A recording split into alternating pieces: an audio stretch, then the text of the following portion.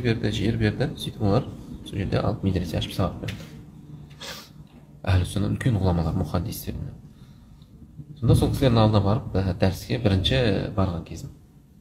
Кіре салысымен медресеге ұстаздар мені бірінші курстың балаларымен сабаққа отырғызып қойды.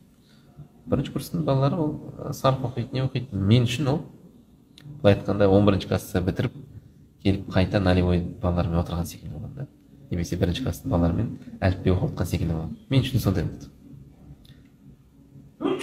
Отырып, қарап отырмын, аналардың дәрістерінен ішім пысып кетеді. Кейін ойлаймын, не үшін мен келдім?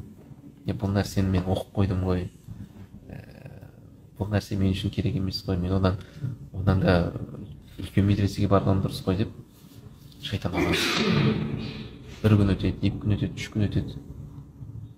Жетіп анау сабақтардың бәрі мен үшін тым жеңіл болады.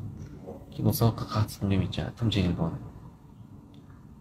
Кейін 3 күн өткеннен кейін намаз оқыдым, намазда истихара оқыдым, истихарадан кейін Алла тағала бір ескерту болды.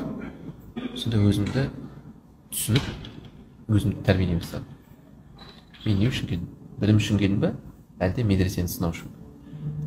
Білім үшін келетін болсам, бұлар маған әліппе қазір мұғалім сән үйрететін болса, соны үйренемін. Нәпсім қаламасаң да дедім. Егер де сынау үшін келген болсам, мен кеттім дедім.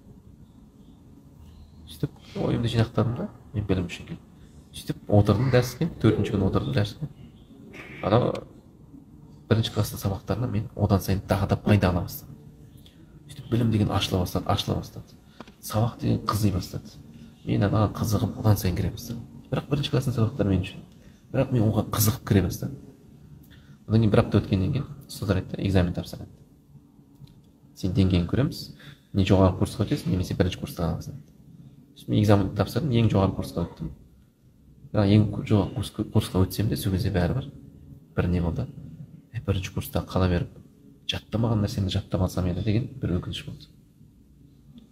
Сонда адамның білімге келгенде мына жүрегін тазалық келу керек. Тазалық деп жатырмыз ғой. Тазалыққа сенің дәретің де керек, бой дәретің де керек, бой тазалық. Киім тазалығына керек, жүректің де тазалығы керек.